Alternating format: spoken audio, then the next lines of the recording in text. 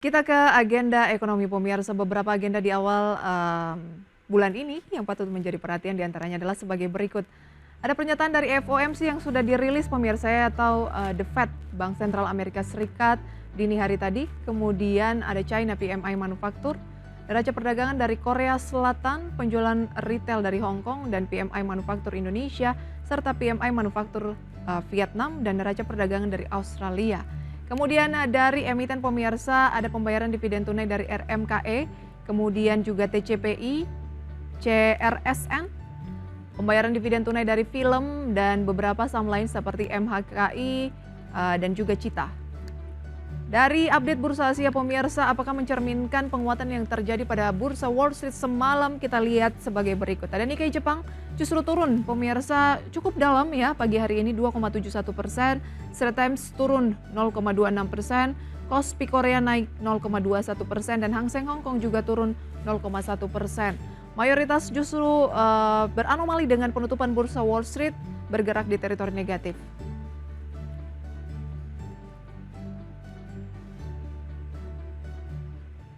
Pemirsa, saham emiten produsen rokok cenderung juga kompak melemah pada akhir perdagangan 31 Juli 2024 kemarin.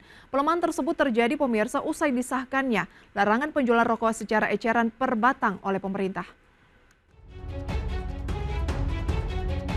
Saham emiten produsen rokok PT HM Sampurna Tbk dan PT Gudang Garam Tbk kompak melemah pada perdagangan hari Rabu kemarin, masing-masing sebesar 1,46% dan 2,78%.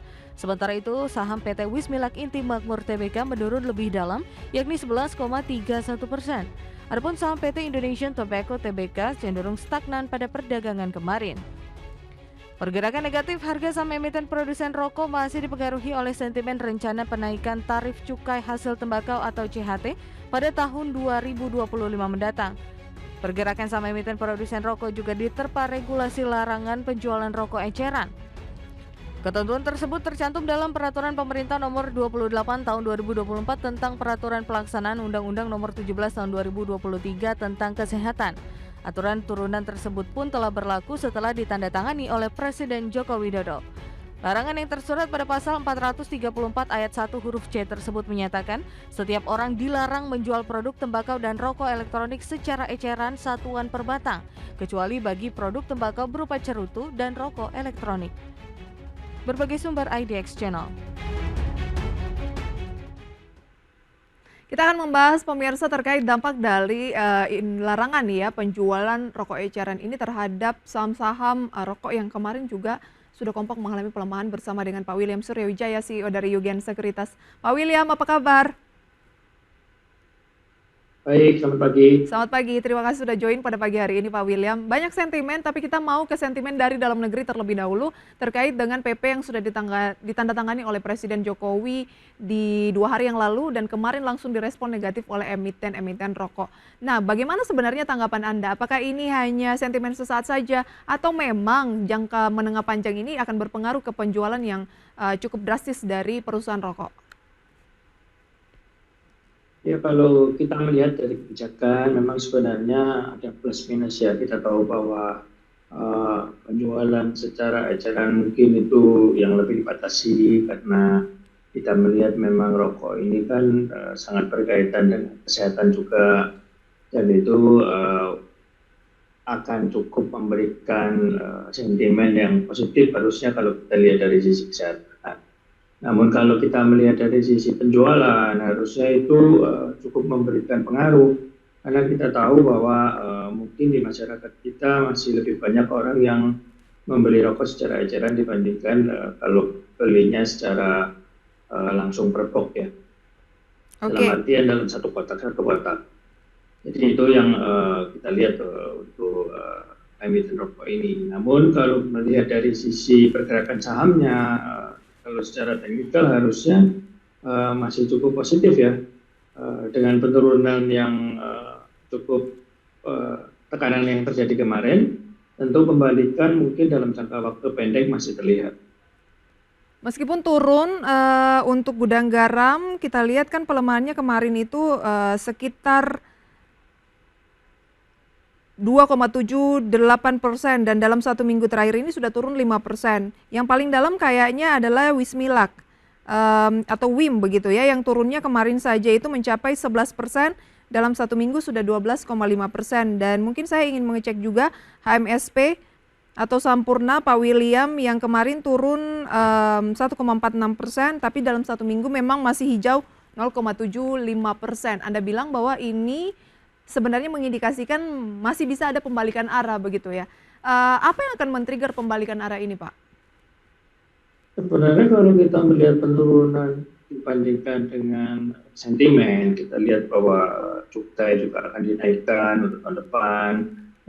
Demikian juga untuk pelarangan yang terjadi. Ya, selama ini sebenarnya sudah banyak sentimen seperti harus ada gambar yang cukup tidak mengenakan di kemasan rokok tersebut, yang tentu itu juga adalah salah satu cost juga bagi emiten rokok. Namun sifat adiktif dari perokok-perokok itu sebenarnya masih cukup tinggi kalau kita lihat di dalam negeri. Jadi kalau kita lihat untuk jangka lebih ke menengah panjang, harusnya kembalikan masih akan terjadi, karena kita tahu juga kinerja daripada emiten rokok ini sejatinya masih cukup relatively stabil. Oke, jadi sentimen negatif berupa pelarangan penjualan eceran, kemudian juga ada juga ya kenaikan cukai rokok tahun ini ya seperti biasa begitu ya, sudah cenderung di price in apalagi untuk cukai sendiri, dan Anda melihat tidak akan berpengaruh terhadap permintaan dari para pengguna. Atau mungkin nanti akan switching ke khawatirnya ada rokok-rokok ilegal makin menjamur lagi, Pak William, seperti apa? Ya, kalau kita melihat kondisi dari rokok-rokok ilegal masih tetap ada, walaupun mungkin kapasitasnya tidak terlalu besar. Namun untuk pengguna-pengguna sepertinya mereka lebih memakai untuk rokok-rokok yang memang sudah terdaftar resmi. Dan kita tahu bahwa merek-merek yang sudah terkenal mereka juga pasti terus memakai. Jadi saya rasa untuk rokok ini mereka tidak terlalu kalau sudah etik ya, mereka tidak akan terlalu pusing dengan hal-hal seperti itu. Baik, lantas Anda kan bilang bahwa secara prospek sebenarnya ya masih oke-oke saja. Dari sekian emiten rokok yang tercatat di Bursa Efek Indonesia, mana yang prospeknya menurut Pak William ini masih layak untuk kita cermati, masih menarik untuk kita simak? Kalau melihat sebenarnya masih di dua produsen rokok ya yang terbesar seperti Gudang Garam, AM Sampurna, karena kita tahu juga salah satu contoh seperti AM Sampurna juga mulai bermain di rokok elektrik. Jadi saya rasa itu juga akan cukup membantu kinerja daripada emiten tersebut. Apa rekomendasi Anda untuk Gudang Garam dan HMSP saat ini dan time frame-nya lebih ke berapa lama, Pak Wil? Kalau kita melihat untuk Gudang Garam dulu, potensi penurunan memang masih terlihat, namun relatively mungkin lebih minim ya. Jadi kita bisa melihat mungkin di angka sekitar 15.200, 15.300 untuk support, dan kita terdekat untuk resistennya ada di sekitar 16.500. 16.500 ya, dekat-dekat memang level tertingginya di pekan ini gitu ya. Masih ada peluang turun di 12 ribuan untuk Gudang Garam ya, Pak ya? Turun ke sekitar 15.200. Oh ya, 15.200. Baik. Ya. Terlalu jauh tadi saya posisi yang saya sampaikan. 15.200-an masih ada peluang ke sana. HMSP bagaimana? Lalu melihat HMSP sebenarnya juga sudah tertahan di support sekitar 650-an dengan potensi upside masih terlihat di angka sekitar 750. 750. Jadi kira-kira itu gambaran untuk HMSP. Gudang Garam, oke. HMSP masih ada peluang ke 750, batasi kerugian di 650 Pak William ya? Kurang lebih seperti itu. Baik. Itu dia rekomendasinya pemirsa dan analisis terkait dengan dampak dari aturan baru mengenai larangan penjualan rokok eceran terhadap saham-saham ataupun emiten rokok di Bursa Efek Indonesia. Kami akan kembali dengan informasi sentimen lain termasuk dari The Fed, pemirsa ya. Benarkah ada indikasi penurunan suku bunga di bulan September? Usai jeda tetaplah di segmen Market Buzz. Terima kasih Anda kembali bersama kami pemirsa dan masih bersama dengan Pak William Suryawijaya, CEO dari Yugen Sekuritas. Pak William, yang sentimen yang ditunggu-tunggu dari mancanegara atau dari global itu adalah The Fed juga ya, yang akhirnya pada pertemuan di akhir Juli kemarin ini sesuai proyeksi mempertahankan suku bunganya masih tidak berubah begitu. Wall Street-nya menguat, bursa Eropa juga menguat, Asianya pada pagi hari ini khususnya Nikkei Jepang anjlok. Kira-kira dampaknya ke bursa Indonesia akan bagaimana di pembukaan sesi 1?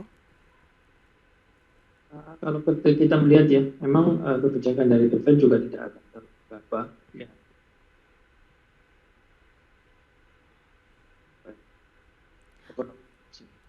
Pilih dilihat. Pak William boleh diulangi Pak, suaranya agak putus-putus. Bagaimana Pak tanggapan Anda? Untuk kebijakan daripada The Fed sendiri tentang posisi suku bunga, sebenarnya itu juga lebih mengambil langkah untuk mencari aman ya, dalam artian untuk melihat bahwa kondisi perekonomian masih cukup stabil dan mereka tidak akan gegabah merubah tingkat suku bunga.